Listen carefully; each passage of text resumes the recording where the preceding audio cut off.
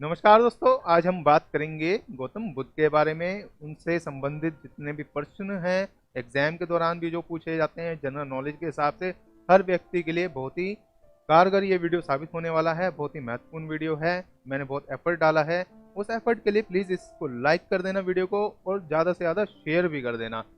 जितने भी प्रकार के स्टूडेंट्स हैं, एस्पायरेंट्स हैं, चाहे वो स्कूल का विद्यार्थी हो, कॉलेज का, हिस्ट्री का, SSC, UPSC, teaching, non teaching, सभी को ये एक वीडियो पूरा हेल्प करेगा। अगर आप इस एक वीडियो को लेंथ में नहीं देख सकते तो आप इसको प्लेलिस्ट में से पार्ट्स में भी देख सकते हैं। और जो स्टूडेंट्स हैं वो इस वीडियो को स्टार्ट करते ही एक नोटबुक अरेंज कर लें और एक पेन अरेंज कर लें, नोट्स बना लें। उसके बाद भी अगर उनको नहीं समझ में आया कुछ तो कमेंट बॉक्स में मुझे कमेंट लीव कीजिए, मैं आपको क्लियर करूंगा। अगर तब भी समझ में नहीं आता है तो मैं उसके लिए एक और वीडियो डिजाइन कर दूंगा, आपकी जो भी उलझन होगी उसको सुलझाने के लिए। चलिए आइए स्टार्ट करते हैं वीडियो।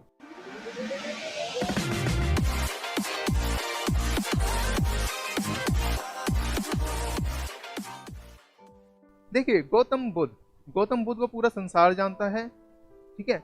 यहाँ पर देखते हैं कि गौतम बुद्ध का मूल नाम सिद्धार्थ था। क्या नाम था? सिद्धार्थ। सिद्ध हो गई सारी आकांक्षाएं, सारी जो भी मनोकामनाएं थी वो पूरी हो गई, तो इसलिए नाम दिया गया क्या? सिद्धार्थ।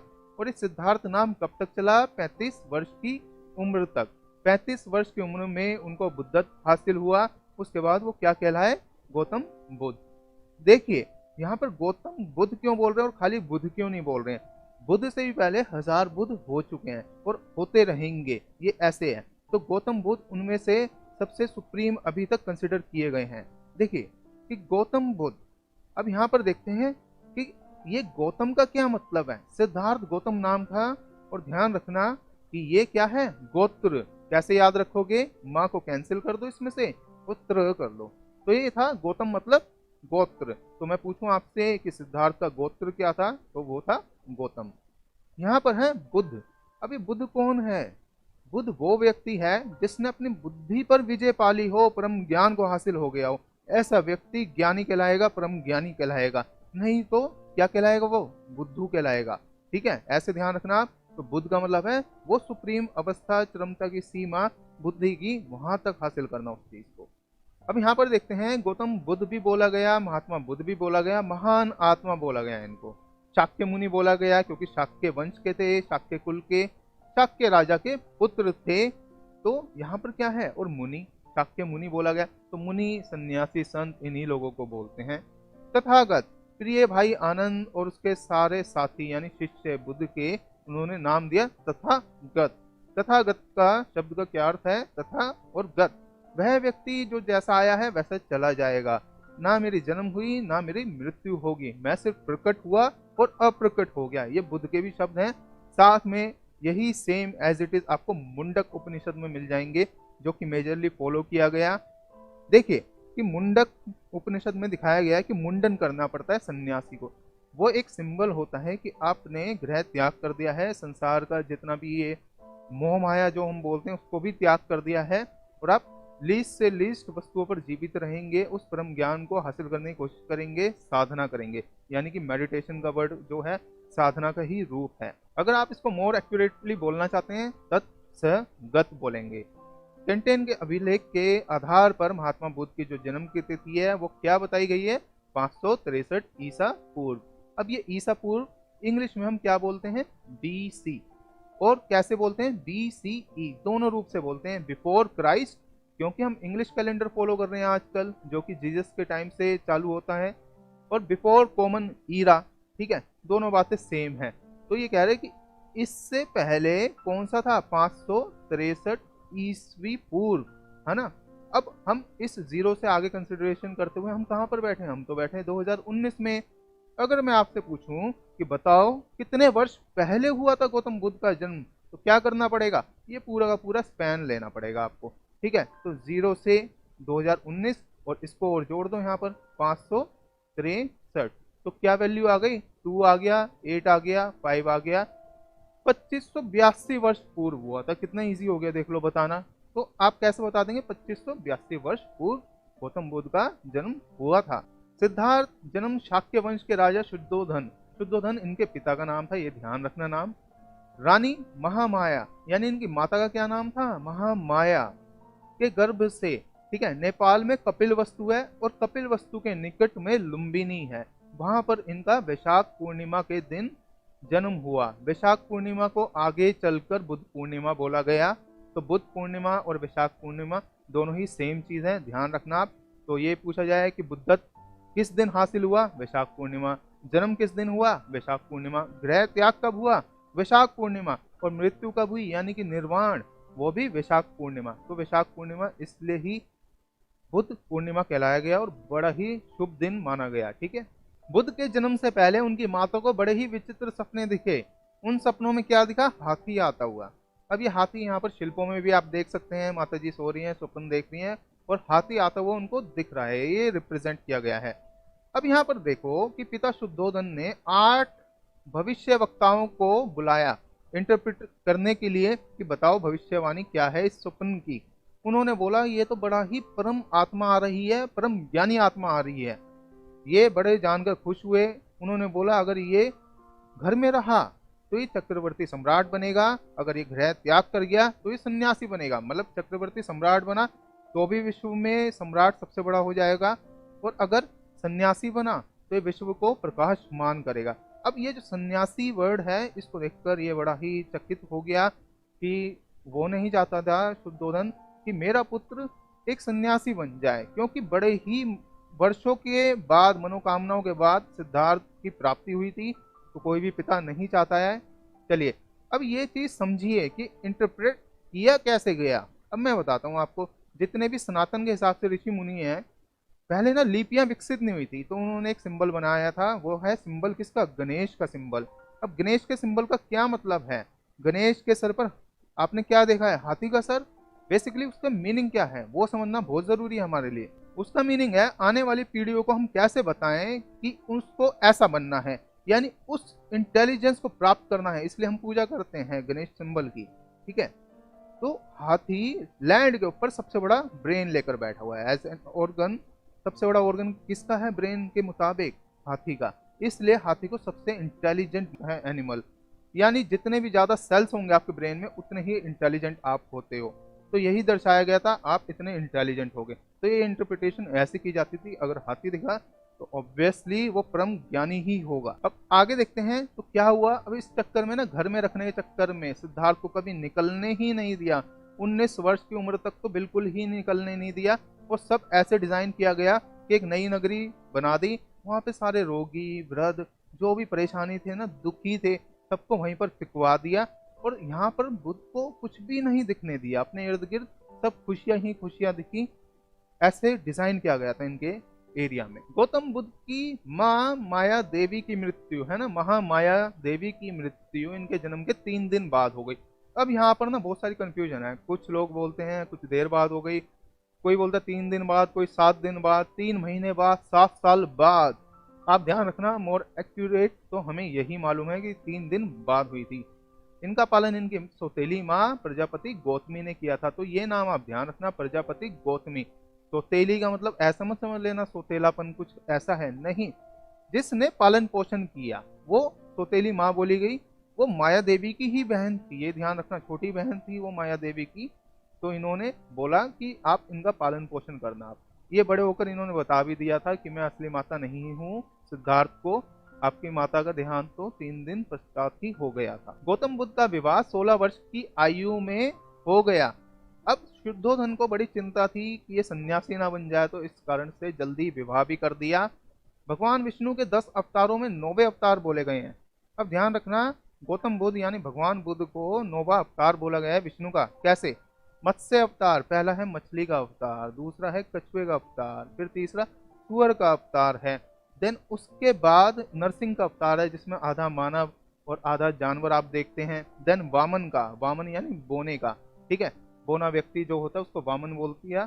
उसके बाद कौन सा अवतार है, परशुराम का, देन श्री राम का, देन श्री कृष्ण का, देन गौतम बुद्ध का। और जो अगला अवतार होगा वो होगा मैत्रेय का, एज पर बौद्ध शास्त्र, जो कि मित्र होगा सबका, और हिंदू मान्यताओं के अनुसार वो होंगे कल्कि। अब यहाँ पर देखिए 16 वर्ष की आयु में यशोधरा यानी कि ध्यान रखना दोनों के दोनों सेम एज के थे। यशोधरा के साथ विवाह हुआ। किसके साथ विवाह हुआ? यशोधरा के साथ। राजा शुद्धोधन के सिद्धार्थ गौतम के साथ विवाह हुआ। चलिए, राजकुमारी यशोधरा 563 ईसा पूर्व से 481 तक जीवित रही। अब 563 में ही बुद्ध का जन्म हुआ था। जब सेम एज के हैं तो ध्यान रखोगे ना, यानी सेम सन में भी पैदा हुए होंगे। अब यहाँ पर देखते हैं 481, 483 में बुद्ध का निर्माण हुआ था। देन उससे 2 साल पहले इनकी मृत्यु हुई थी। ठीक है, तो ये राजा सुपबुद्ध की पुत्री थी। उनकी जो माता थी उनका नाम पमीता था, और ये पमीता शुद्धोधन की बहन थी, ये ध्यान रखना। यानी शुद्धोधन की बहन के पुत्री से ही सिद्धार्थ का विवाह हुआ था। इनका देहावसान 78 वर्ष की आयु में हुआ था, जो मैंने आपको बता दिया है। यहाँ पर 2 वर्ष पहले हुआ था। एक दिन जब सिद्धार्थ रथ पर शहर भ्रमण के लिए निकले, अब क्या था, इन्होंने जिद कर दी शुद्धोधन से कि मेरे को देखना है, क्योंकि ये ना बड़े परेशान रहा करते थे, खोए खोए रहा करते थे कि जो परम सत्य है वो क्या है, एक्चुअल में मुझे वो जानना है। तो उन्होंने मार्ग में दुर्बल वृद्ध व्यक्ति देखा। अब इनका ना एक सारथी था, सेवक था, असिस्टेंट बोल लो, अटेंडेंट बोल लो, उसका नाम था चन्ना। क्या नाम? चन्ना। ध्यान रखना इस चन्ना को, ठीक है। ये साथ में रहता था, हमेशा सेवा करता था। तो इससे पूछा कि ये क्या है? दुर्बल वृद्ध व्यक्ति। तो उसने बोला ये अवस्था हमारे जीवन में भी आती है, हम भी बूढ़े होंगे, वृद्ध होंगे। देन देखा एक रोगी, फिर पूछा ये क्या है? चन्ना ने जवाब दिया ये भी परम सत्य है कि सबको रोग होता है, कोई भी बच नहीं पाता है। देन एक शव, जो है एक शव यानी मृत शरीर देखा, ले जाते हुए अर्थी देखी, जिसको हम क्या बोलते हैं? प्रेत। ठीक है, प्रेत को ले जाते हुए देखा। तो पूछा ये क्या है? उन्होंने बताया चन्ना ने कि ये सबके साथ होता है, घटित होता है। जब हम जन्म लेते हैं तो हमारी मृत्यु भी निश्चित है। तो बुद्ध ने पूछा कि मेरी भी होगी? जवाब मिला हाँ। देन एक सन्यासी को देखा। सन्यासी को देखकर तो सिद्धार्थ चकित रह गए।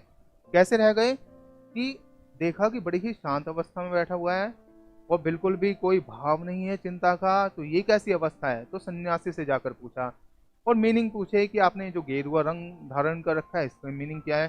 तो सन्यासी ने बोला ये क्रांति का प्रतीक है, और सब गाइडेंस उनको दी उस सन्यासी ने। देन जीवन का यह सत्य सिद्धार्थ के लिए जीवन का दर्शन बन गया।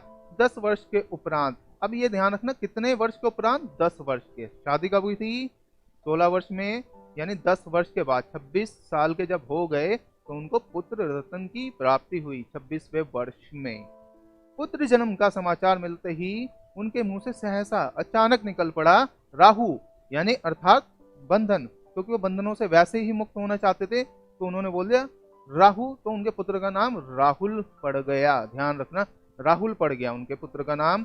देन एक महान रात्रि, महान रात्रि वही है वैशाख पूर्णिमा वाली, तो ये चीज ध्यान रखना। वो निकल गए, गृह त्याग कर दिया, और इस गृह त्याग को बौद्ध शास्त्रों में क्या बोला जाता है? महाभिनिष्क्रमण। ये वर्ड ध्यान रखना, आपके एग्जाम में पूछा जाता है। फिर देखिए, अब यहाँ पर एक बात गौर करो, जब 29 वर्ष की उम्र में छोड़ा तो राहुल की उम्र क्या रही होगी? 2 से 2.5 वर्ष, है ना। राहुल की उम्र क्या थी संन्यास लेते हुए? 2 से 2.5 वर्ष। सिद्धार्थ ने कपिल वस्तु को छोड़ने के पश्चात अनोमा नदी, अनोमा नदी ध्यान रखना है, तो अपने घोड़े कंठक, अब कंठक उनका सबसे प्रिय घोड़ा था।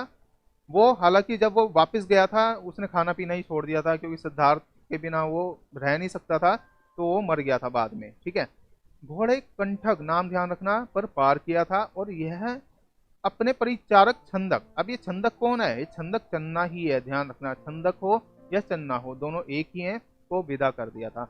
और उस अनुमा नदी के किनारे उन्होंने सारे आभूषण, सारे वस्त्र त्याग कर दिए, और वहां से जाते हुए एक सन्यासी से वो गेरुए रंग का वस्त्र ले लिया, और जो कि प्रतीक होता है। साथ में उन्होंने आगे चलकर अपने बाल भी छोड़ दिए थे। एक बार बाल छोड़े हैं, उसके बाद जब परम ज्ञान हासिल हो जाता है उसके बाद उसकी जरूरत नहीं होती। गृह त्याग करने के बाद सिद्धार्थ ज्ञान की खोज में भटकने लग गए।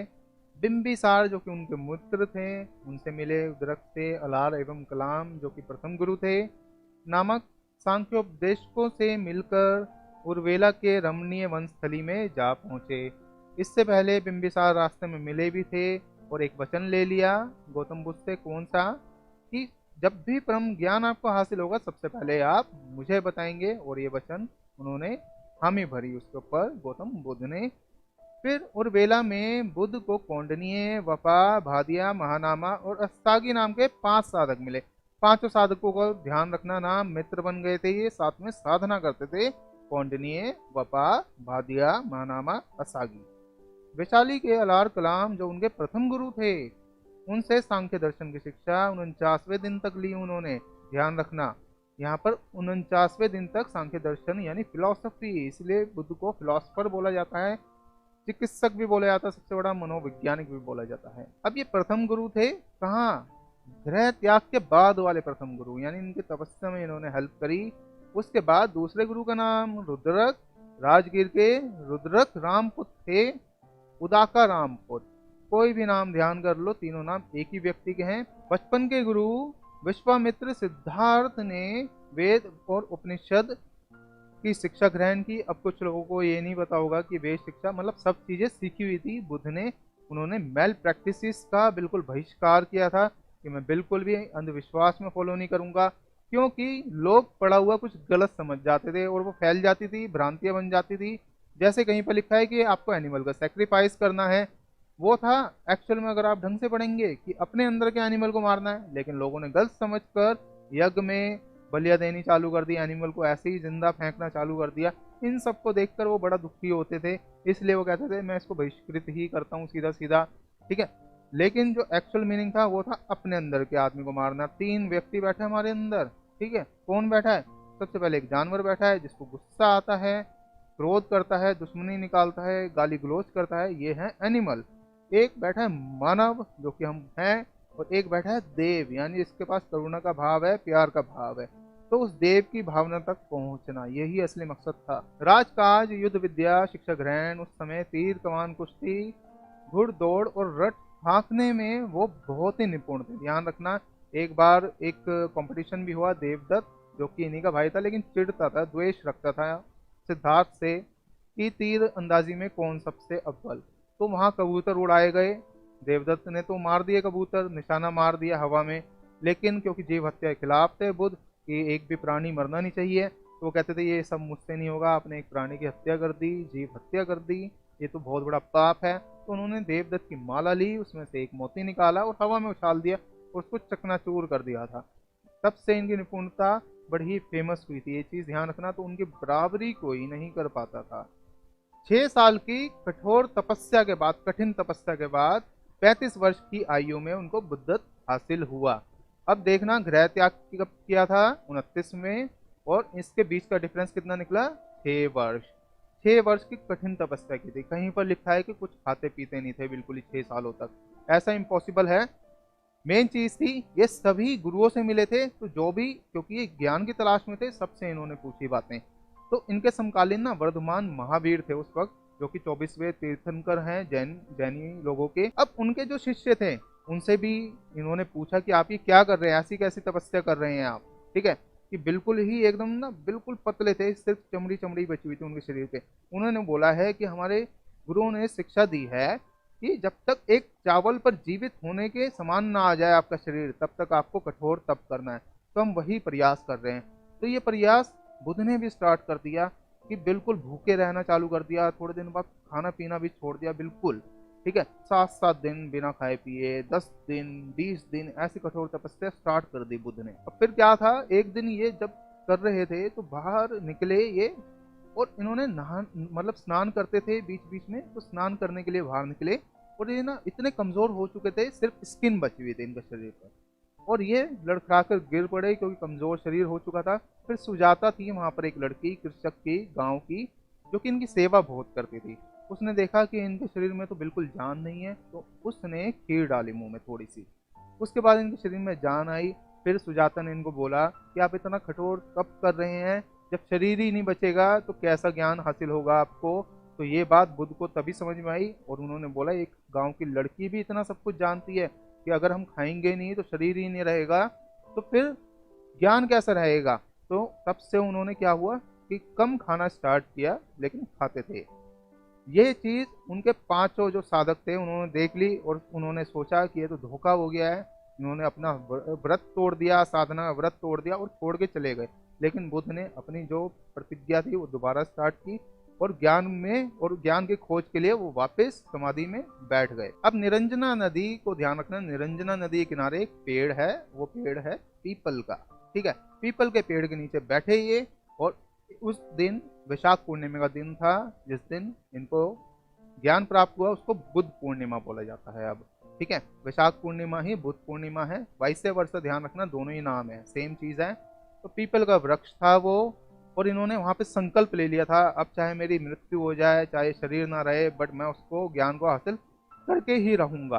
तो ये कंटिन्यूअस, जब जैसे ही दृढ़ निश्चय किया ना, संकल्प, तो संकल्प वर्ड इतनी बड़ी चीज है, देखिए उसी रात को उनको ज्ञान प्राप्त हो गया था। उस पेड़ का नाम, ठीक है, अश्वत्थ या फिर बोधि वृक्ष के नाम से मशहूर है, यानी बोधि यानी बोधि का वृक्ष, ज्ञान का वृक्ष।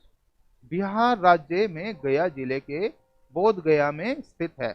अब ये देखिए बोध नाम जुड़ा हुआ है ना, यानी ये वही है, गया का नाम बोध गया कैसे पड़ रहा है कि वही बुद्धत्व हासिल होने वाली जगह है। महाबोधि मंदिर, ठीक है, ये बुद्ध ने निर्माण करवाया आगे और यहीं से प्रचार प्रसार किया। इसी मंदिर में आज इस वृक्ष की चौथी पीढ़ी चल रही है। अब बिहार का मीनिंग समझ लो, बिहार नाम कैसे पड़ा, ये भी अपनी जनरल नॉलेज इंक्रीज करो। उस समय में क्या हुआ, सम्राट अशोक ने, आगे चल के बात है ये, है ना, 200 साल बाद या 100 साल बाद, कि विहारों का निर्माण करवाया, बहुत सारे बौद्ध विहारों का, जहाँ पे भिक्षु आकर विश्राम कर सकें, रात के समय में विश्राम कर सकें। ठीक है, तो बहुत सारे जब विहार बन गए, बौद्ध विहार बन गए, तो विहारों का विहार कहलाया बिहार। ठीक है, ऐसे ध्यान रखना आप। अब यहाँ पर देखो कि अब ये चौथी पीढ़ी चल रही है वृक्ष की। पहली जो पीढ़ी थी, जो मेन बोधि वृक्ष था, वो किसने, वो त्रिशिरक्षिता ने कटवा दिया था। वो अशोक की पत्नी थी, दूसरी पत्नी कारुवाकी थी। पहली पत्नी ऐसे चिढ़ गई थी उससे कि ये पागल हो गया व्यक्ति बिल्कुल प्रचार प्रसार में, तो उसने पेड़ ही कटवा दिया उस चक्कर में। फिर ये पेड़ आगे चलकर बंगाल में एक शशांक था राजा, उसने कटवा दिया। फिर तीसरी पीढ़ी जो थी 1876 में, वो नेचुरल आपदा में, मतलब प्राकृतिक आपदा में खुद ही नष्ट हो गई। लेकिन अशोक ने जो पहली पीढ़ी की जड़ थी वो ऑलरेडी श्रीलंका भिजवा दी थी अपने दोनों जो उसके बच्चे थे ना, एक पुत्री थी एक पुत्र, उनके थ्रू। तो वो जड़ वापस मंगवाई गई, वो यहाँ पे गड़वाई गई।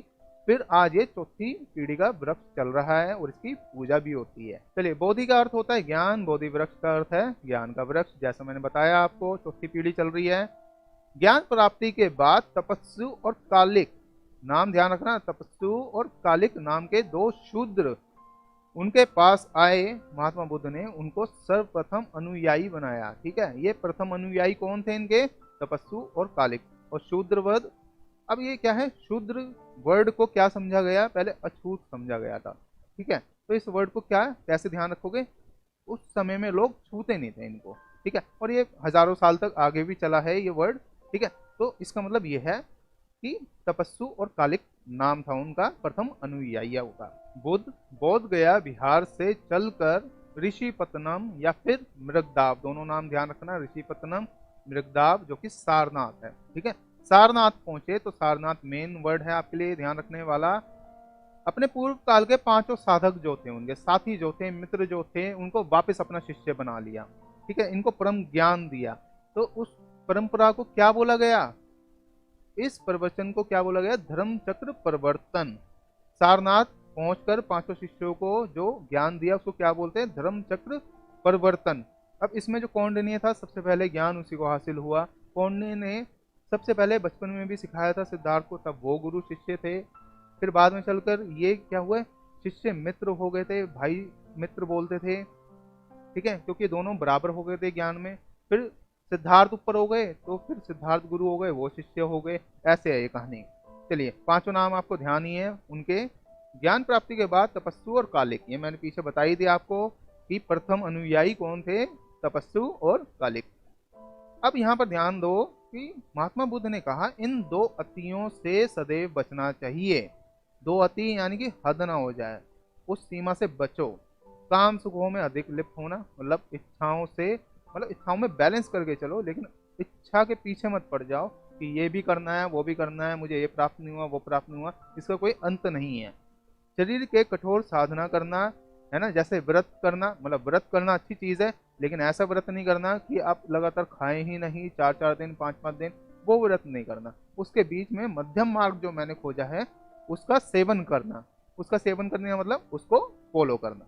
प्रमुख शिष्य 10 शिष्य थे प्रमुख, उनमें से आनंद, अनिरुद्ध, महाकश्यप। अब ये ध्यान रखना, जो आनंद थे इन्हीं के भाई थे, छोटे भाई। जब ये 29 वर्ष के थे तब आनंद का जन्म हुआ था। आनंद और देवदत्त, देवदत्त भी भाई थे, यहाँ पर ध्यान रखना है, देवदत्त भी भाई थे। तो इन्होंने फूट डालने की भी कोशिश की थी मठ में, वो कहानी भी प्रसिद्ध है। रानी खेमा महिला, और महाप्रजापति, महाप्रजापति यानी सौतेली माता, यानी मौसी उनकी, ठीक है, जिन्होंने पालन पोषण किया था, सबसे पहली भिक्षुणी ये बनी थी, ठीक है। तो इन सब के लिए रूल्स भी निर्मित किए गए थे। आनंद के आग्रह करने पर बुद्ध ने महिलाओं को एंट्री दी थी, बट इनके लिए मठ अलग बनाया गया था और रूल्स भी अलग बनाए गए थे, क्योंकि बुद्ध को एक डर था कि अगर महिलाएं आई तो वापस से जो पुरुष है वो प्रेम में पड़ेगा। तो इस भय के कारण उन्होंने रूल ऐसे स्थापित किया कि दोनों के दोनों ही उन बातों को समझें और उन जो साधना के चरण हैं उन पर अच्छे से काम कर सके, प्रैक्टिस कर सकें, ध्यान कर सकें। भद्रिका, भृगु, किम्बाल, उपाली आदि। आनंद, अब आनंद देवदत्त के भाई थे, मैंने बता दिया, बुद्ध के 10 सर्वश्रेष्ठ शिष्यों में से एक, यानी ये सबसे प्रिय थे। आपसे पूछ लेगी सबसे प्रिय शिष्य कौन है, तो वो आनंद ही है। तो कि आनंद ने क्या किया था, आनंद ने वचन में बांध दिया था बुद्ध को कि 3 वचन दो, और बांध दिया कि मैं सबसे नजदीक रहूंगा, सबसे पहले मुझे ही बताओगे आप बात, ठीक है। तो इसलिए जो सिद्धार्थ गौतम यानी कि महात्मा बुद्ध जो सबसे पहले जो शिक्षा देते थे वो आनंद को देते थे, सारी बात बताते थे, आनंद को सारी डिटेल्स पता होती थी। अब यहाँ पर ध्यान दो कि महाकश्यप, महाकश्यप मगध के ब्राह्मण थे जो तथागत के नजदीकी शिष्य बने, यानी ये जो मेजर 5 और शिष्य थे उनमें नजदीकी थे ये, ठीक है। इन्होंने प्रथम बौद्ध अधिवेशन की अध्यक्षता की थी। प्रथम बौद्ध अधिवेशन यानी संगीति कहाँ हुई थी। अब जो बौद्ध अधिवेशन या संगीति होती है तो इसमें चेक किया जाता है कि असली जो शिक्षाएं हैं इसमें कोई छेड़छाड़ तो नहीं हुई, तो इसमें संरक्षण भी दिया जाता है ताकि मतभेद ना हो जाए, लड़ाइयाँ ना हो जाए, तो सबका ध्यान रखा जाता है। तो यहाँ पर क्या था, जो लास्ट भिक्षु था, मतलब जिसको निर्वाण से जस्ट पहले ही बुद्ध ने दीक्षा दी थी, उसने बोला, बुद्ध अपने जीवन काल में निर्वाण के बाद बोला था कि जीवन काल में बोलते रहे कि ऐसा करो वैसा मत करो, नहीं अब तो हम वैसा करेंगे जैसा हम चाहेंगे, हमारा मन करेगा। तो ये बात इनको एकदम से खटकी कि ये तो विधर्म वाली बात कर रहा है, ये तो शिक्षाओं को छेड़छाड़ कर देगा। तो यहाँ पर प्रथम संगीति हुई, 500 बौद्ध भिक्षु बुलाए गए थे, ठीक है। प्रथम बौद्ध संगीति राजगृह, राजगृह नाम ध्यान रखना के सप्तिपूर्ण गुफा, सप्तिपूर्ण गुफा में 483, है ना, 483 में ही निर्माण हुआ था, उसी के जस्ट बाद ये बुलाई गई थी क्योंकि ये छेड़छाड़ हुई थी थोड़ी सी। अजात शत्रु के संरक्षण में आयोजित की गई। अजात शत्रु जो कि बिंबिसार का पुत्र था, बिंबिसार को मार दिया था, लेकिन दोनों के दोनों किसके अनुयायी बने, बुद्ध की शरण में ही आए वो। रानी खेमा सिद्ध धर्म संगनी थी और यह बिंबिसारा की रानी थी और अति सुंदर थी। आगे चलकर खेमा बौद्ध धर्म की अच्छी शिक्षिका भी बनी। महाप्रजापति, महाप्रजापति गौतमी, जैसा मैंने बताया, उनकी मौसी यानी कि उनकी पालन पोषण करने वाली माँ, जिनको सौतेली माँ बोला गया। गौतम बुद्ध की माता महामाया की सगी बहन थी और शुद्धोदन की मृत्यु के पश्चात इन्होंने बुद्ध से दीक्षा प्राप्त कर ली। मठ में पहली सदस्यता मिली इनको महिला के रूप में, ठीक है। पहली भिक्षुणी कौन था, महाप्रजापति। अब यहाँ पर बुद्ध की मृत्यु 80 वर्ष, मृत्यु को क्या बोला गया है, निर्वाण। कुशीनारा, कुशीनगर बोला, कुशीनारा बोला, कुशीनगर में चुंद द्वारा अर्पित भोजन करने के बाद हो गई।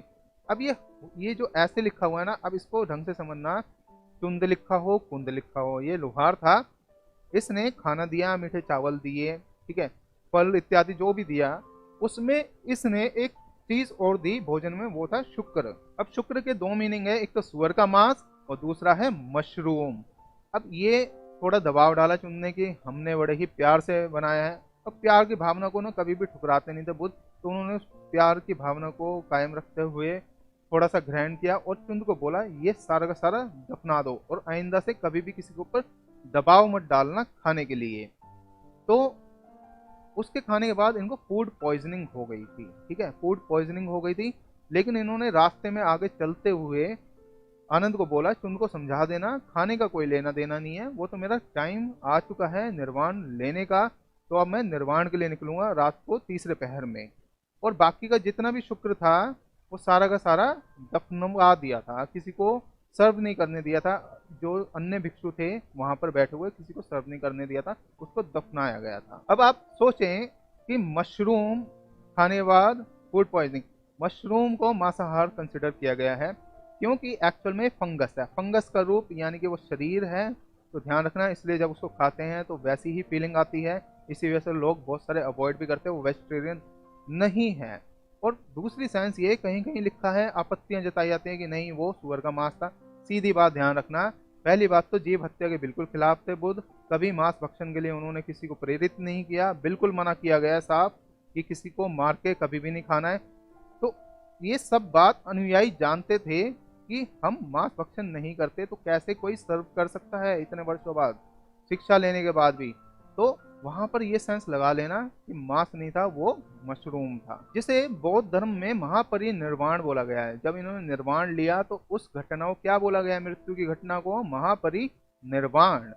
द्वितीय बौद्ध संगीति वैशाली में 383, डेट ध्यान रखना, 383 ईसा पूर्व में शिशुनाग वंश के शासक कालाशोक के संरक्षण में हुई।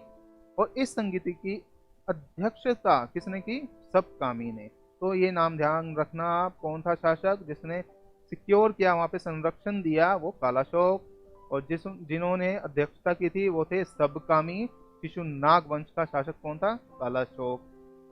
बौद्ध धर्म में पुनर्जन्म की मान्यता है। बौद्ध धर्म अनिश्वरवादी है, इसमें आत्मा की परिकल्पना भी नहीं है। अब ध्यान रखना कि बुद्ध का जो ये वाला कॉन्सेप्ट है, यहाँ पर आपको कोई समझा नहीं पाएगा, मैं समझा देता हूँ। कि मान लो अगर एक ऐसे पत्थर मारा आपने, तो पत्थर के बाद एक तरंग पैदा होती है, फिर दूसरी तरंग, फिर तीसरी तरंग, ऐसे करके ये चलती है। तो बुद्ध का सीधा सीधा विश्वास था कि जब ये तरंग आगे वाली तरंग को ढकेलती है तो ये तरंग खुद समाप्त हो जाती है, यानी इसमें आत्मा का कोई रोल नहीं है। फिर ये तरंग खुद समाप्त होती है, फिर अगली तरंग पैदा हो जाती है, तो भी आत्मा नहीं है, यानी ये अलग अलग तरंगे हैं सारी की सारी। ठीक है, तो ये थी पुनर्जन्म की मान्यता। बौद्ध धर्म अनिश्वरवादी है, इसको समझ लीजिए। अनिश्वरवादी यानी कि जो ईश्वर में विश्वास ना रखता हो। अब ध्यान रखना, मुंडक उपनिषद में जब आप पढ़ेंगे तो उसमें कहीं पर भी गॉड का जिक्र नहीं है। गॉड तो इंग्लिश का वर्ड है, वैसे लिखा होता है देव। ठीक है, देवताओं में विश्वास है। ठीक, तो देवताओं में कहीं पर भी नहीं लिखा गया है, क्योंकि उसके अंदर सीधा का सीधा अपनी सांसों और सारे के सारे मन पर काबू करने के बारे में लिखा गया है। आत्मा की परिकल्पना भी नहीं है, ये मैं आपको समझा ही दिया है कि पुनर्जन्म की मान्यता कैसी थी। बट ये जब खुद खत्म हो जाती है तो आत्मा नहीं है, आगे आने वाली तरंग दूसरी होती है। और तृष्णा को क्षीण हो जाने वाली अवस्था को बुद्ध निर्वाण कहते हैं। वो कहते हैं हर स्टेज में शून्य होकर बैठ जाओ, तो वो अवस्था कौन सी होगी, वो निर्वाण की अवस्था होगी। तृतीय बौद्ध संगीति पाटलिपुत्र, जिसको पटना बोला गया, सेल्यूकस ने इसको पोलिब्रोथा भी बोला है।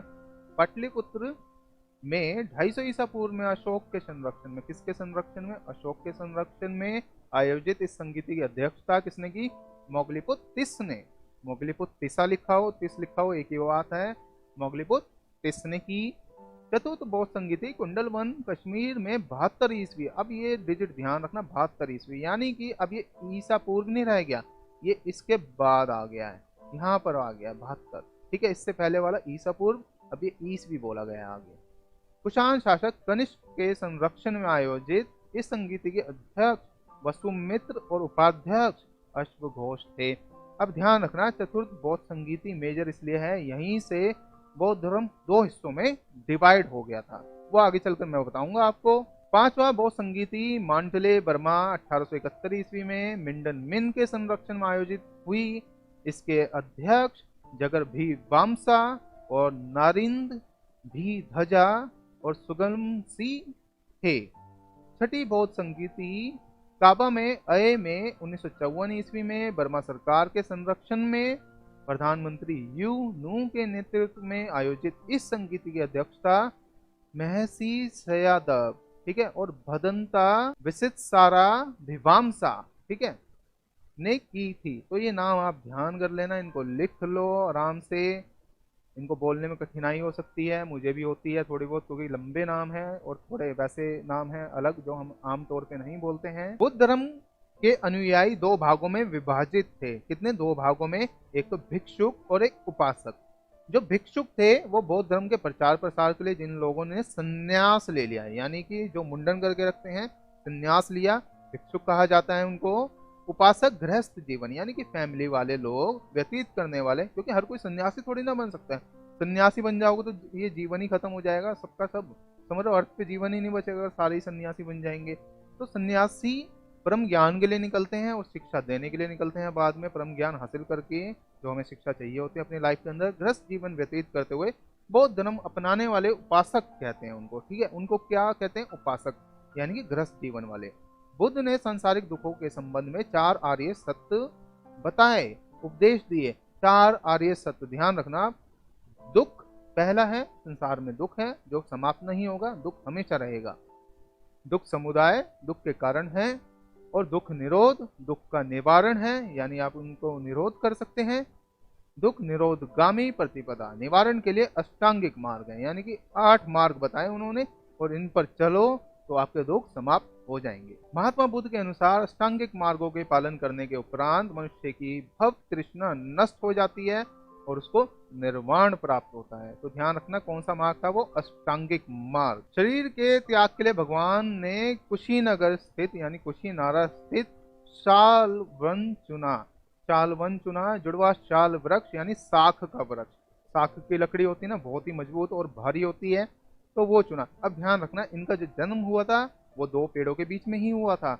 वो वृक्ष कौन से थे? शाल। और मृत्यु के लिए भी, निर्वाण के लिए भी उन्होंने यही जगह चुनी।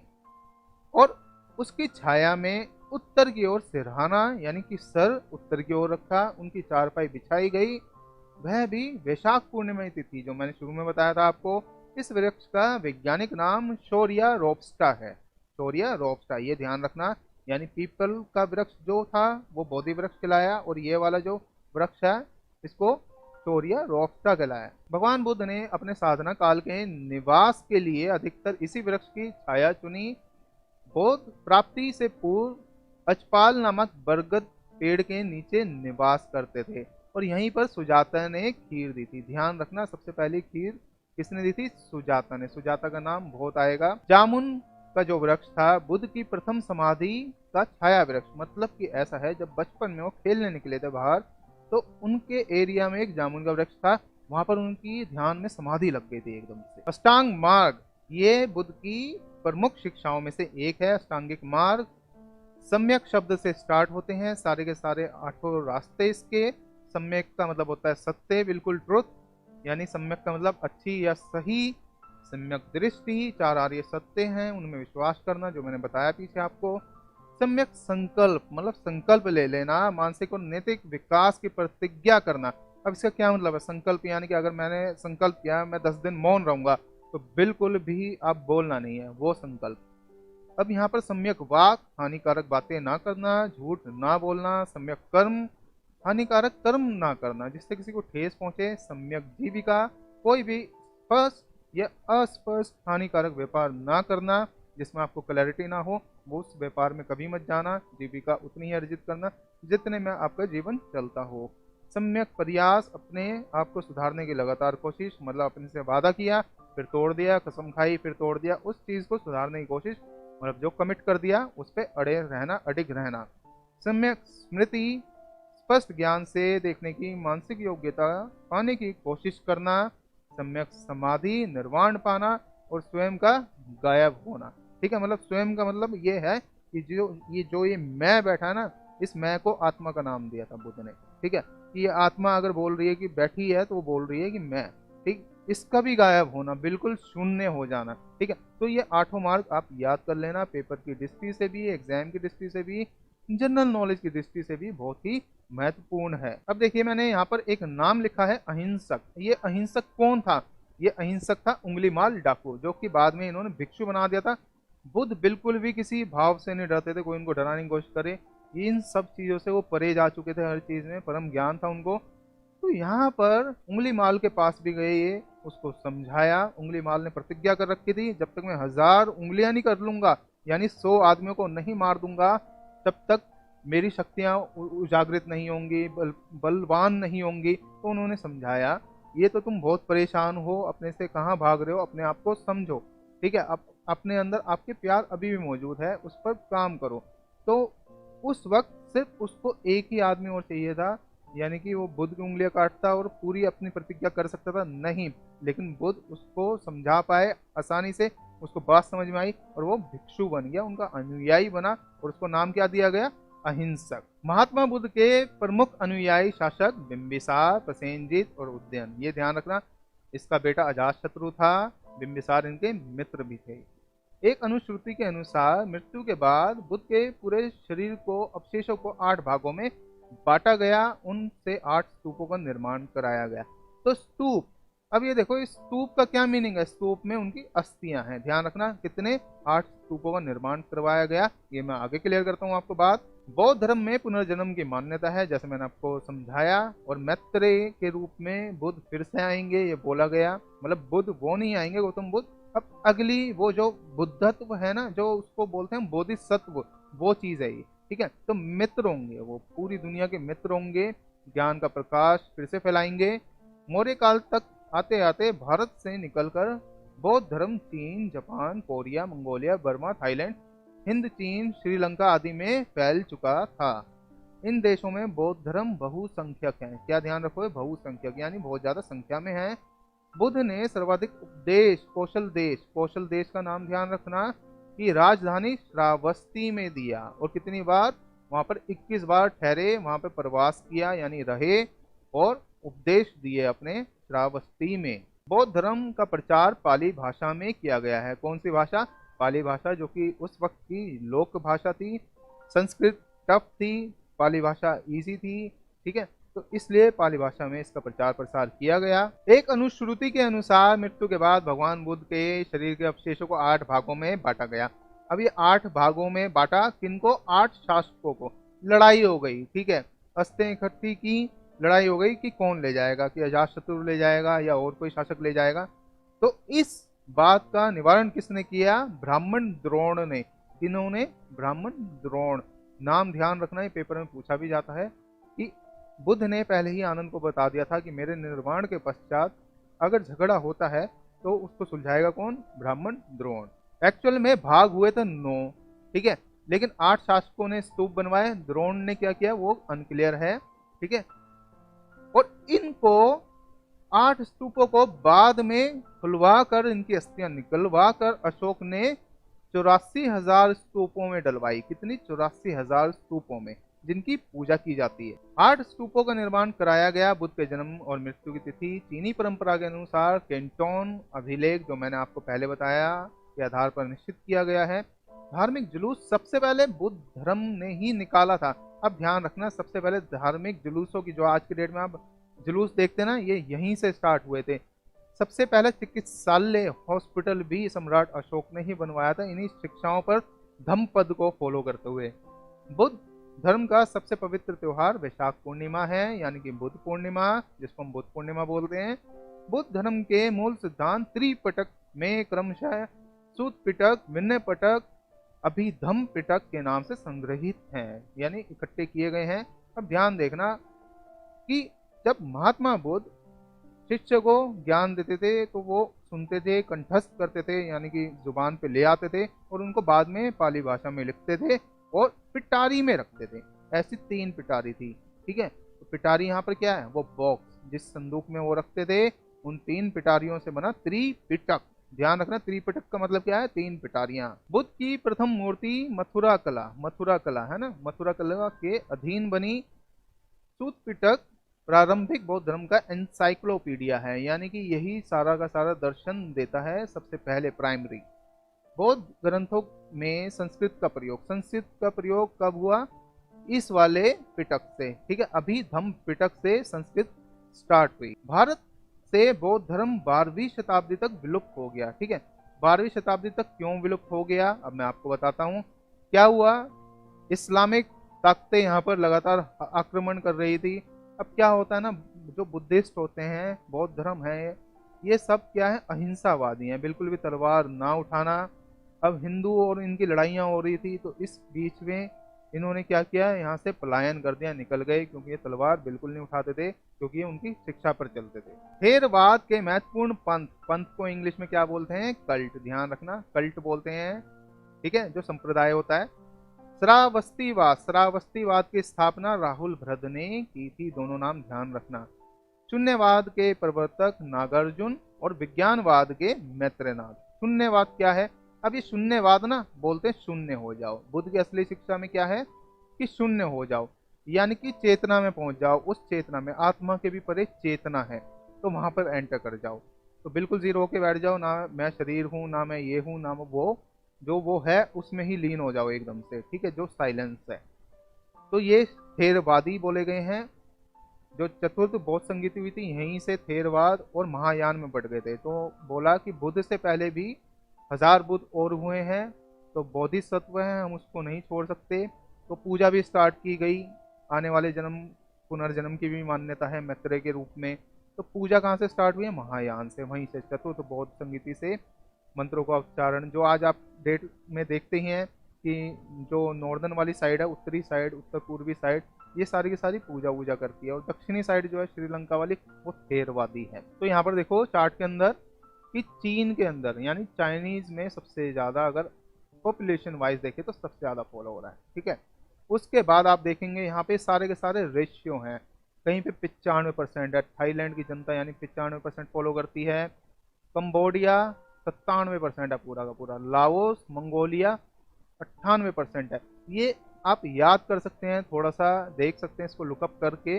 भारत में, अगर भारत में देखोगे तो ये सबसे कम है, 0.6% है।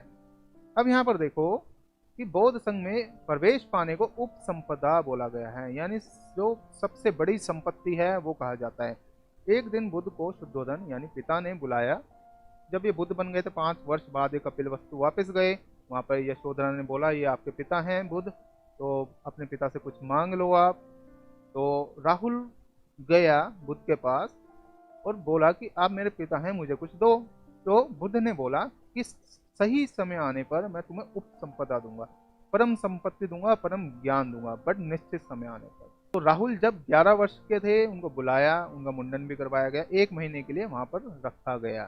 संघ के अंदर मेजर था कि बच्चों को कभी भी वो एंट्री नहीं देते थे, मतलब दीक्षा नहीं दी, कभी भी बुद्ध ने बच्चों को नहीं दी, चोरों को नहीं दी, जो ऋणी राजा की जो प्रजा होती थी कभी उनको दीक्षा नहीं दी।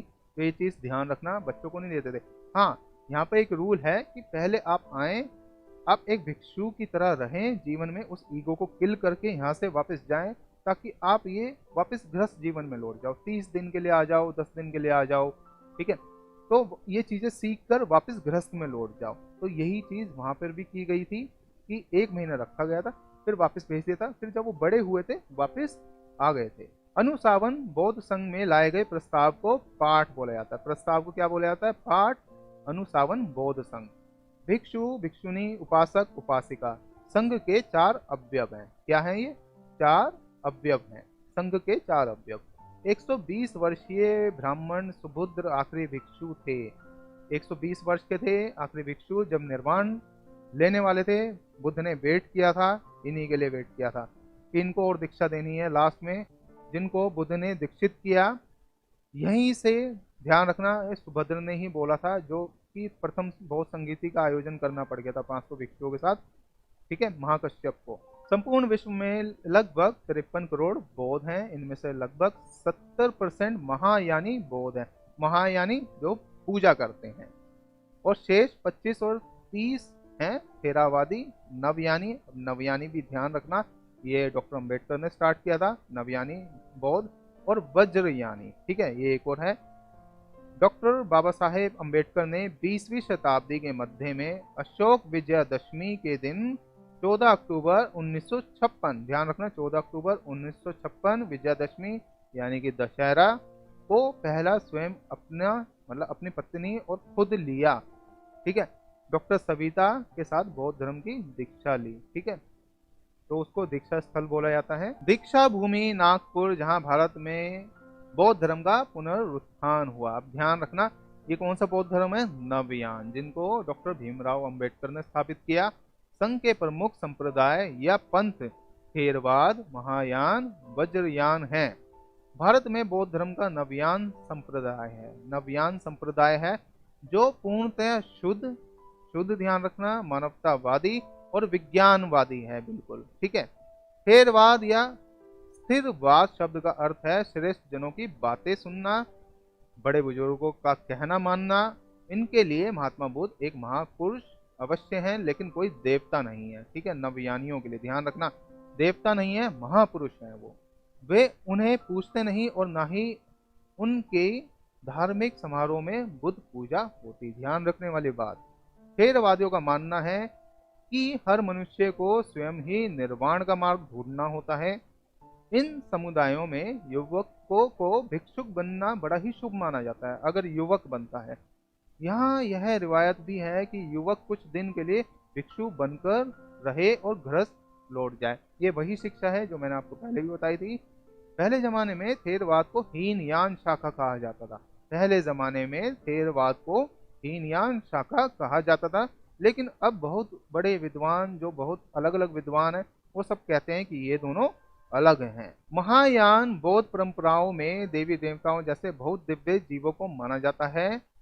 महायान बौद्ध धर्म के अनुयायी कहते हैं कि अधिकतर मनुष्यों के लिए निर्वाण का मार्ग अकेले ढूंढना मुश्किल है, असंभव है, इसलिए मान्यता है। ध्यान रखना, ब्रह्मांड के सभी प्राणी एक दूसरे से जुड़े हुए हैं, ध्यान रखने वाली बात।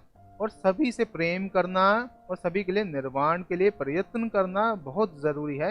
ये महायान बौद्ध धर्म की थ्योरी है, जिसको आप नॉर्दर्न साइड में देखते हैं आज की डेट में। किसी भी प्राणी के लिए दुष्भावना नहीं रखना, क्योंकि सभी जन्म मृत्यु के जंजाल में फंसे हैं, है ना। जो जन्मा है वो मृत्यु भी होती है, तो सब फंसे हुए हैं, चाहे वो मच्छर हो, कीड़ा हो, सब के सब फंसे हुए हैं। तो एक हत्यारा और एक तुच्छ जीव आपका ही कोई अपना पूर्वज हो सकता है जिसने पुनर्जन्म लिया हो। यानी आपने एक मच्छर को मारा, हो सकता है ये आपका कोई ऐसा पूर्वज हो जो कि अकाल मृत्यु से मर गया था और अचानक से उस रूप में था और आपने फिर से मार दिया। प्रेरणा और सहायता के लिए बोधिसत्वों को माना जाता है। बोधिसत्व जो प्रकाष्ठा है, बिल्कुल वहां से जो ये लोग आते हैं, ज्ञान देने आते हैं, वो ज्ञान आता है, बोधिसत्व वो है। वे प्राणी हैं जो निर्वाण पा चुके हैं। महायान शाखा में ऐसे हजारों बोधिसत्वों को पूजा जाता है और उनका संप्रदाय देवताओं जैसा दर्जा प्राप्त है।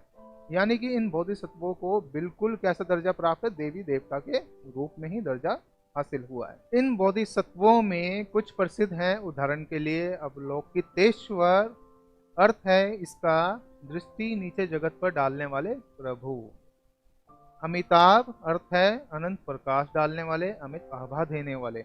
मैत्रेय जो कि मित्र हैं, मंजूश्री एंड क्षिति गर्भ। वज्रयान को तांत्रिक बौद्ध धर्म, तंत्रयान, मंत्रयान, गुप्त तंत्र, गूढ़ बौद्ध धर्म और विषम कोण शैली या वज्र रास्ता भी कहा जाता है। अब ये ध्यान रखना, वज्र शब्द का प्रयोग मनुष्य के द्वारा स्वयं अपने व अपने प्रकृति के बारे में की गई, यानी अपनी प्रकृति के बारे में वज्र शब्द यूज किया जा रहा है।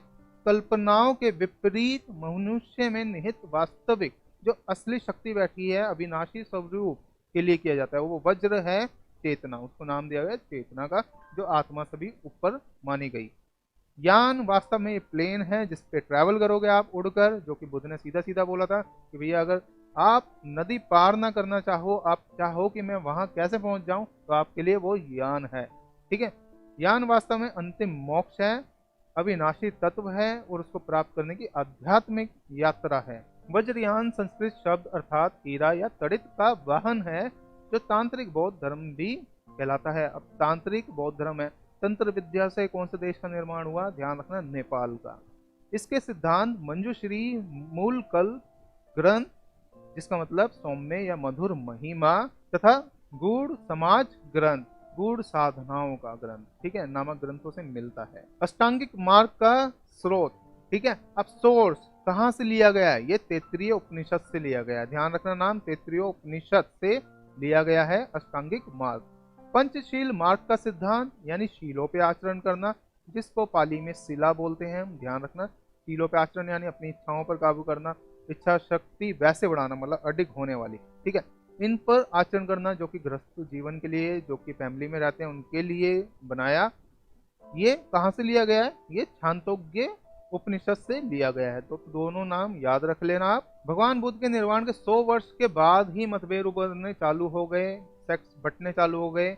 वैशाली में संपन्न द्वितीय बौद्ध संगीति में, द्वितीय बौद्ध संगीति जब हुई थी तो सब संगीति में यही देखा जाता था, छेड़छाड़ तो नहीं गई शिक्षा से, तो मतभेद होते थे, फिर अलग अलग हो जाते थे। तो थेर भिक्षुओं ने मतभेद रखने वालों को, यानी थेर भिक्षु कौन थे? जो कि असली शिक्षा फॉलो करते थे, जो कहते थे कि वो जो बुद्ध थे वो भी एक इंसान थे, उस बुद्धि की चरम सीमा को तक चले गए, तो उनकी पूजा भी नहीं कर सकते हम। ठीक है, हमें अपना मार्ग खुद ढूंढना है, असली शिक्षा वाली जो बात थी। तो उन्होंने दूसरों को निकाल दिया। ठीक है, यहाँ पे लिखा है संघ से बाहर निकाल दिया। अलग हुए इन भिक्षुओं ने उसी समय अपना अलग संघ बना लिया। अब ध्यान रखना, थेर भिक्षुओं ने एक काम और किया था। जब बुद्ध का निर्वाण हुआ था उसके पश्चात आनंद को भी निकाल दिया था संघ से बाहर। आनंद जो कि प्रिय शिष्य थे, उनके भाई थे, उनको भी निकाल दिया था और बोला आपको परम ज्ञान नहीं हासिल हुआ, उनकी असली शिक्षा आप फॉलो नहीं कर पाए। रीजन, क्योंकि आपने उनसे 3 वचन मांगे थे, 3 वचनों में आपने बांधा, यानी आपको उनके नजदीक रहने की इच्छा थी, इसलिए आपने वचनों में बांधा उनको। तो ये भी एक इच्छा थी, इसलिए आप परम ज्ञान को उपलब्ध नहीं हुए। तो वो फिर बाद में क्या साधना करने के लिए गए, बाद में उनको मठ में एंट्री मिल गई थी। यहाँ पे देखो, अलग हुए इन भिक्षुओं ने उसी समय अपना अलग संघ बना लिया, स्वयं को महासांघिक बोला और जिन्होंने निकाला था उनको हीन सांघिक बोला। ठीक है, हीन यान को थेरवाद स्थिरवाद सिद्धांत भी कहते हैं। वही बात है कि शून्य हो जाओ, ये वही है कि स्थिर हो जाओ, मध्य में हो जाओ, बिल्कुल ना दुख में वो रखो ना सुख में रखो, बीच में रहो बस। हीन यान का आधार मार्ग अष्टांगिक है, ध्यान रखना ये वाली बात। बुद्ध की उपासना करना भी हीनयान धर्म के विरुद्ध है। हीनयान यानी स्वयं अपनी बुद्धि पे चलो, मेरी भी पूजा मत करो, किसी भी चीज की पूजा मत करो, सिर्फ अपनी बुद्धि का यूज करो, तो इसको शून्यवाद बोला गया, ये विरुद्ध है। मंत्रयान, मंत्र का वहन, जिसका अर्थ है मंत्र के प्रभाव द्वारा मन को संसार के भ्रमों और उनमें विद्यमान शब्दाम्बरों में भटकने से रोकना।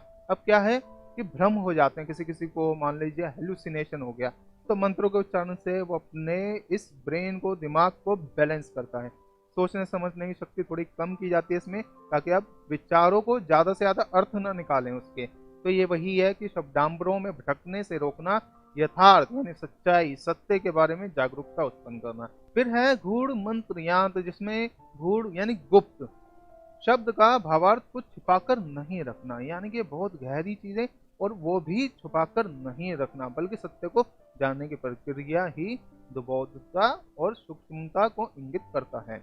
नवयान बौद्ध धर्म, जो कि डॉक्टर अंबेडकर ने स्थापित किया था, एक संप्रदाय है जो कि भारतीय बौद्ध नेता भीमराव अंबेडकर द्वारा निर्मित है।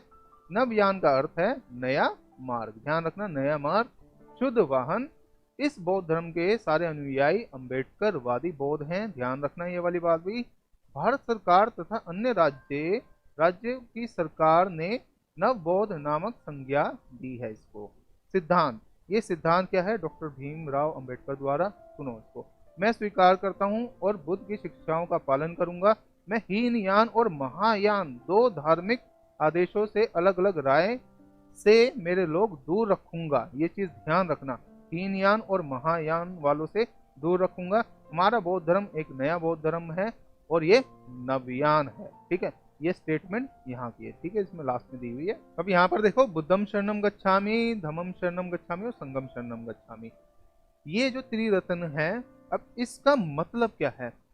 तो गौतम बुद्ध ने समझाया कि अपनी बुद्धि की शरण में जाना, किसी और की शरण में मत जाना। मतलब ये नहीं बोला कि मेरी शरण में आ जाओ, वहां नहीं, अपनी उस बुद्धि के रास्ते पर चलो, उसकी शरण में जाओ। फिर बोला धम्मम शरणम गच्छामि, अपने ही धर्म के रास्ते पे चलना, मतलब कि पहले सब चीजों को समझ लो, सत्य को जान लो और उस सत्य के मार्ग पे आपको खुद ही चलना है। फिर बोला संगम शरणम गच्छामि, कहते हैं आपको किसी की भी जरूरत नहीं है, अपने ही उस संघ में जाना, अपने अंदर उन सारे आयामों पर काम करो आप। तो यही असली शिक्षा उन्होंने दी। तो बुद्धम शरणम गच्छामि मतलब समझ गए, ये त्रिरत्न है। धम्म पद बौद्ध साहित्य का सर्वोत्कृष्ट लोकप्रिय ग्रंथ है। अगर आपने बुद्ध धर्म को पढ़ना है तो धर्म पद ही जानना काफी है, पूरा पूरा बुद्ध धर्म आपको समझ में आ जाएगा। इसमें बुद्ध भगवान ने नैतिक उपदेशों का संग्रह, यमक, अपमाद, ठीक है। चित्त आदि 26 वर्गों में वर्गीकृत किया। तो ये ध्यान रखना, 26 वर्गों हैं इसके अंदर, ठीक है। अब इसमें ध्यान रखना, पाली भाषा में ना है शब्द का प्रयोग नहीं किया गया कि आपने बोला भगवान है, नहीं, उन्होंने बोला हो, हर चीज को हो बोला गया है, तो है नहीं है इसमें कहीं पर भी। तो वर्गीकृत 423 पाली गाथाओं यानी कहानियां हैं, जिसमें कि गौतम बुद्ध ने शिक्षा दी, क्योंकि इंसान कहानियों के रूप में ही समझता है शिक्षाओं को, तो इनके थ्रू उन्होंने उनकी सत्यता बताई। कमल एवं सांड बुद्ध के जन्म का, ध्यान रखना, कमल एवं सांड बुद्ध के जन्म का, घोड़ा गृह त्याग का, पीपल ज्ञान का, पद चिन्ह निर्वाण एवं स्तूप जो है जिसमें अस्थियां रखी जाती हैं वो मृत्यु का प्रतीक है। गौतम बुद्ध ने दुनिया के लिए बौद्ध धर्म के अपने ज्ञान का प्रचार महाबोधि मंदिर स्मारक से किया। तो मैंने पहले ही बताया था आपको, इसको ध्यान रखना, आपने कहाँ से स्टार्ट किया, महाबोधि स्मारक से स्टार्ट किया, जो कि मंदिर है जिसमें जो बोधि वृक्ष है वो खड़ा हुआ है। औरंगाबाद की एलोरा गुफाएं बौद्ध धर्म, हिंदू धर्म और जैन धर्म की धार्मिक कला की संस्कृति को प्रदर्शित करती है। इस चीज को ध्यान रखना, औरंगाबाद की एलोरा गुफाएं, ये तीन धर्म ध्यान रखना, इनकी धार्मिक कलाओं की संस्कृति को प्रदर्शित करती है। सांची में स्थित बौद्ध स्मारकों का निर्माण मौर्य राजवंश, तो ध्यान रखना मौर्य राजवंश ने किया।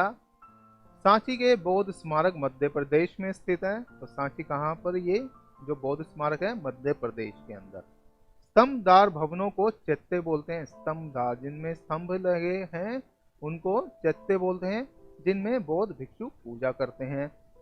बागान शहर विश्व के सबसे बड़े तथा अधिक बौद्ध मंदिर, पगोड़ा, स्तूप तथा खंडहर म्यांमार देश में स्थित है, ठीक है, म्यांमार यानी बर्मा। वार्षिक रॉयल कथीना समारोह बौद्ध धर्म के साथ जुड़ा हुआ है। तो ये सारे के सारे आप नोट्स बनाते चले जाइए, इनका नाम ध्यान कर लीजिए। भारतीय इतिहास के अनुसार सातवाहन राजवंश के शासकों ने ब्राह्मणों तथा बौद्ध भिक्षुओं को करमुक्त ग्राम देने की प्रथा प्रारंभ की।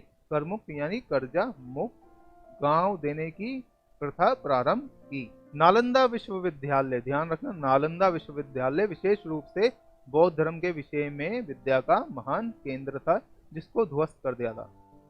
बुद्ध के खुद के पुनर्जन्म की कथाएं, जातक, ये वर्ड ध्यान रखना है ना, जातक में 550 कथाएं, यानी 550 पुनर्जन्मों की कथाएं उन्होंने सीधी बता दी थी, क्योंकि वो सारे उस ज्ञान के अंदर चले गए थे, सारी उत्पत्ति देख ली थी कि वो कहाँ से यहाँ तक पहुंचे हैं, ठीक है। तो 550 से भी ज्यादा जन्म लिए थे। अध्यात्म बौद्ध साहित्य, ठीक है, इसको क्या बोला गया, अध्यात्म बौद्ध साहित्य। जातक नाम जरूर ध्यान रखना। प्रथम बुद्ध मूर्ति मथुरा शैली की है, ध्यान रखना, मथुरा शैली की प्रथम बुद्ध मूर्ति। देन सर्वाधिक जितनी भी मूर्ति हैं वो गंधार शैली की हैं। दोनों शैलियों का नाम ध्यान रखना। बौद्ध ग्रंथ पिटको की रचना पाली भाषा में की गई थी। तो पिटको यानी कि मैंने बताया था ना, बॉक्सेस, पिटारे। चलिए, गौतम बुद्ध द्वारा भिक्षुनी संघ की स्थापना कहाँ की गई, वैशाली में। चैत्य वर्ड ध्यान रखना, पूजा स्थल होता है, पूजा के स्थान को क्या बोलते हैं, चैत्य। जबकि विहार निवास स्थान को बोलते हैं, जो मैंने बताया था, बौद्ध विहार अगर लिखा है तो भिक्षुओं के लिए निवास स्थान है वो। अशोकाराम विहार पाटलिपुत्र में स्थित था। अशोकाराम विहार कहाँ स्थित था, पाटलिपुत्र यानी कि पटना में। वल्लभी विश्वविद्यालय गुजरात में स्थित था। ये सारे के सारे आप लिखते चले जाएं, नोट्स बनाते चले जाएं। गौतम बुद्ध की माता कौल्य वंश से संबंधित थी, यानी महामाया कौल्य वंश से थी। बुद्ध ने अपने जीवन की अंतिम वर्षा ऋतु वैशाली में बिताई। ध्यान रखना, वैशाली में अंतिम वर्षा ऋतु। ब्रोबोदुर विहार अथवा बरबुदुर बोल सकते हैं आप, इंडोनेशिया के मध्य जावा प्रांत के मगेलांग नगर में स्थित 450-850 ईस्वी के मध्य महायान बौद्ध विहार है। यह संसार का सबसे बड़ा बौद्ध विहार है। तो ये ध्यान रखना, ये इमेज के अंदर आपको रिलेट कर लेना, ये सबसे बड़ा विहार है। जीवक कुमार भट्ट प्राचीन भारत के आयुर्वेद शास्त्री थे, सबसे बड़े प्रसिद्ध आयुर्वेदाचार्य थे उस टाइम के।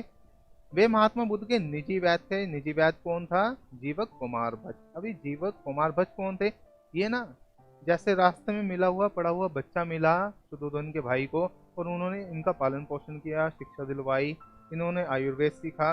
साथ में एक कहानी मशहूर है कि एक शल्य चिकित्सा भी इन्होंने कर दी, कि पेट चीरा और व्याधि निकाली और वापस पेट सील भी दिया था उस समय में, जबकि आयुर्वेद के अंदर शल्य चिकित्सा का प्रावधान नहीं था। देखिए, बाल रोग विशेषज्ञ थे ये, यानी कि ये कौन थे? पेडिट्रिशियन थे, किसके? महात्मा बुद्ध के। पातिमोक्ष सूत्र। अब पातिमोक्ष सूत्र क्या होता है? ये नियम होते हैं संघ के, यानी मठ के, मोनास्ट्री के। अब देखो, 227 नियम तो भिक्षुओं के लिए होते हैं इसके अंदर, और 311 भिक्षुणियों के लिए होते हैं। उपगुप्त एक प्रसिद्ध बौद्ध भिक्षु थे, इन्हें अलक्षणक बुद्ध भी कहा जाता था, और सम्राट अशोक को इन्होंने ही दीक्षा दी थी। तो सम्राट अशोक को किसने दीक्षा दी थी? उपगुप्त ने। इनका दूसरा नाम अलक्षणक बुद्ध भी है, ध्यान रखना ये वाली बात। बामियान के बुद्ध 4वीं और 5वीं शताब्दी में बनी बुद्ध की दो खड़ी मूर्ति, दो मूर्तियां जो अफगानिस्तान के बामियान में स्थित थी, इनको तालिबान का जो जिहादी संगठन का नेता था मुल्ला मोहम्मद उमर, उसने बॉम्ब से उड़वा दिया था। कुटागार शाला संभवतः ये कभी भिक्षुणियों का प्रवास स्थल रहा है। कुटागार शाला, ये रही कुटागार शाला, आप देख सकते हैं। और जो बामियान वाली मूर्तियां थी, ये देख सकते हैं कि क्या अवशेष बचे हुए हैं। भूमि स्पर्श मुद्रा, जिसको टच द अर्थ बोलते हैं, बोध गया में शाक्य मुनि बुद्ध की ज्ञानोदय की गवाही के लिए इस मुद्रा को पृथ्वी पर बुलाया गया। अब ध्यान रखना, तांत्रिक मुद्राएं होती हैं, उसके अंदर 108 मुद्रा होती हैं, जिसमें से 10 मुद्राएं बुद्ध की फेमस हैं। ठीक है, इसके अंदर जब ज्ञान प्राप्ति वाली बात हुई थी, यानी इन्होंने क्या किया था, जब मार आया था इनके पास, क्या मार, ऐसा कहानियों में मारा बोला या फिर मार बोला, हिंदी में लिखूं तो मार। ठीक, तो इन्होंने क्या किया, ये लेके आओ ऐसे, फिर लेकर आओ ऐसे, यानी उल्टा कर रहा हूं बस मैं, और ये बन गया राम, यानी अपने राम को जागृत कर लिया इन्होंने। और जो ये मार था, इससे विजय पाली थी। तो इसने अपनी 3 बेटियां भी भेजी थी, 3 बेटियों के साथ पता नहीं कितने हजारों सहेलियां भी आई थी। तो बुद्ध टस से मस नहीं हुए थे, वो ऐसे उन शीलों पर बैठ चुके थे, दृढ़ निश्चय कर चुके थे कि कुछ भी आ जाए मैं उससे आगे निकल जाऊंगा, मृत्यु भी आ गई तो भी मैं, इसलिए बोलते हैं जन्म और मृत्यु के परे थे बुद्ध।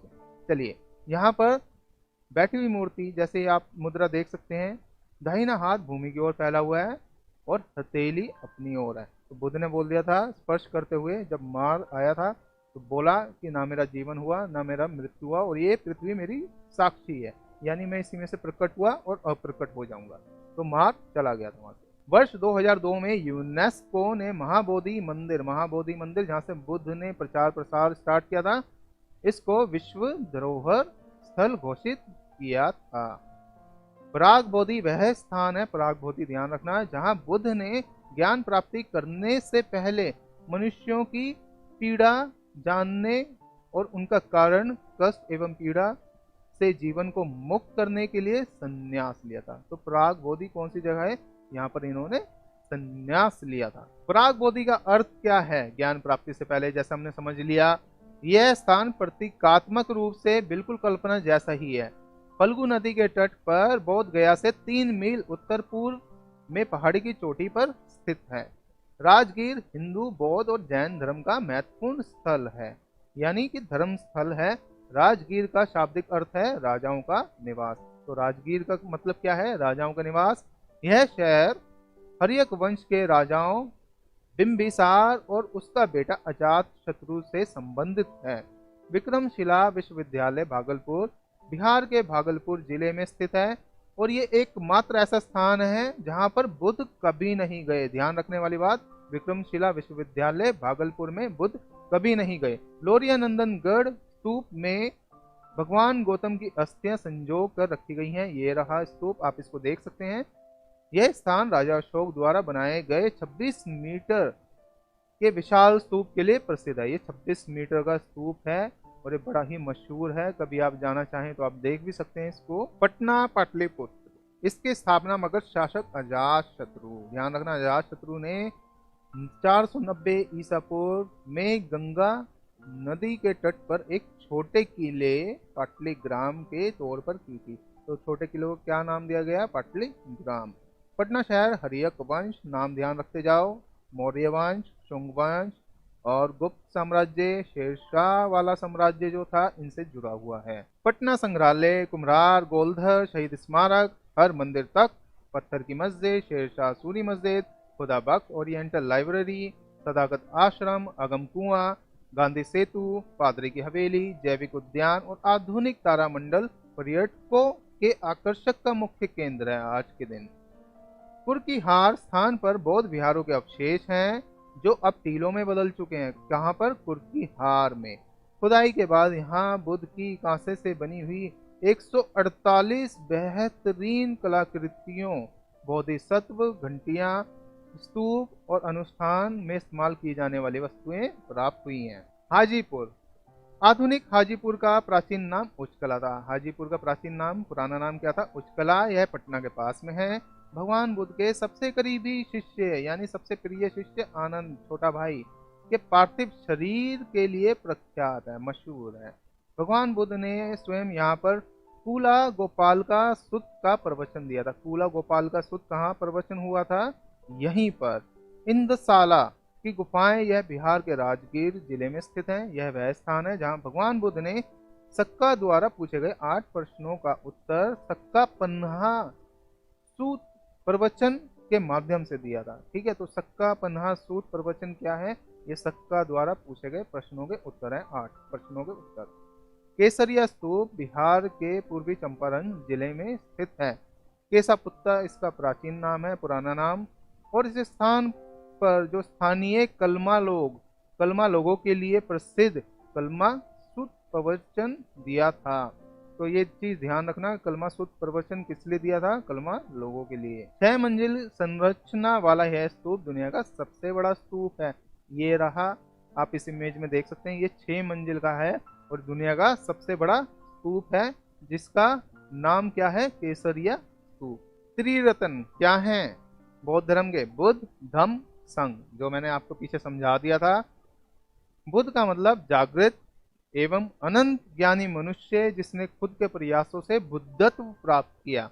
बौद्ध धर्म की शिक्षाओं को धम्म कहते हैं। ठीक है, तो धम्म किसको बोला गया है? शिक्षाओं को। संपूर्ण बौद्ध धम्म पर आधारित है। मैंने आपको बताया था, अगर धम्म पढ़ लिया आपने तो पूरा पूरा आपको बौद्ध धर्म समझ में आ जाएगा। बौद्ध धर्म में बौद्ध भिक्षुओं, अब ये भिक्षुओं जो है ना, भिक्षुओं पाली भाषा का शब्द है। ठीक है, भिक्षु बोलते हैं, मेजरली भिक्षु है ना। भिक्षुओं और बौद्ध उपासकों के संगठन को संघ कहते हैं। बौद्ध भिक्षु और बौद्ध उपासक ये दोनों ही बौद्ध धर्म के अनुयायी हैं। बोधिसत्व 10 पारमिताओं का पूर्ण पालन करने वाला बोधिसत्व कहलाता है। बोधिसत्व जब 10 बल या भूमियों को प्राप्त कर लेते हैं तब गौतम बुद्ध कहलाते हैं। तो अगर पूरा बुद्धत्व हासिल करना है तो बोधिसत्व की 10 पारमिताओं आधारशिलाओं पर काम करना होता है। बुद्ध बनना ही बोधिसत्व के जीवन की प्रकाष्ठा है। ठीक है, तो ये चीज समझ लेना, बुद्ध बनना ही बोधिसत्व की प्रकाष्ठा है। 10 पारमिताएं देखते हैं। जो 10 पारमिताएं मतलब कि बुद्ध ने ऐसा दर्शाया कि पंचशील मार्ग, जो फैमिली वाले हैं जो ज्यादा नहीं कर सकते साधना में मार्गों का पालन, वो पंचशील मार्ग अपनाएं। जो और ऊपर जाना चाहते हैं वो अष्टांगिक अपनाएं। जो बिल्कुल बुद्धत्व को हासिल होना चाहते हैं वो 10 पारमिता अपनाएं।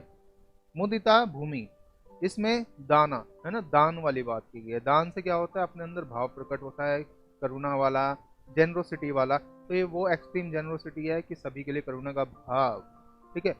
विमला शिला, विमल होने का भाव, यानी सारे शीलों का आचरण करना। ठीक है, कोई भी शील भंग न हो जाए, सारे शीलों का आचरण करना।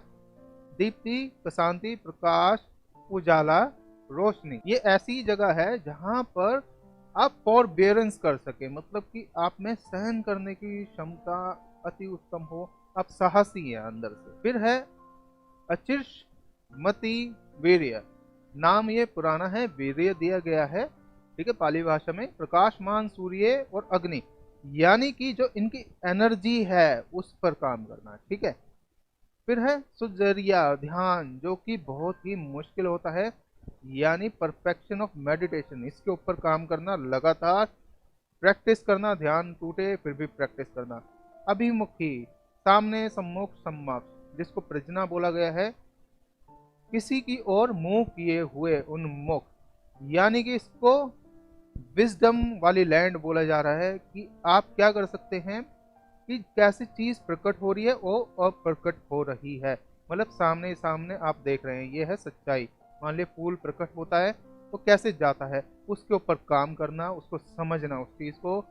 दुर्गमा, दुर्गमा यानी उपाय, दुर्गमा यानी वो लैंड जो कि दूर है, जिस पर पहुंचना मुश्किल है, उस पर काम करना। जो उस पर पहुंच जाता है वो सभी के अंदर विराजमान होकर उनको शिक्षित कर सकता है। यानी मैं आपके ध्यान में आकर ध्यान में आपको ये वाली चीज बता सकता हूँ। फिर है अचल, गतिहीन, चिरस्थायी, जो अपने स्थान से नहीं हटे, जिसे हटाया ना जा सकता हो। मीन्स ऐसी ध्यान वाली स्टेज जिसको साइलेंस वाली स्टेज बोला गया है, उस अवस्था में आप बिल्कुल पत्थर की मूर्ति के समान बन जाते हैं। आपको ना हिला डुला सकता कोई, ना आपको कुछ सुनेगा उस अवस्था में। वो होती है अचल। साधुमति, साधु मीन्स ये बोधिसत्व है, यानी आप अब इन सारे आठों पर जब काम कर चुके हैं, देन आप एबल हो सभी को शिक्षा देने में। यानी कि अब आप दूसरों के लिए रास्ता बताओगे, सारे साधन के रास्ते बताओगे।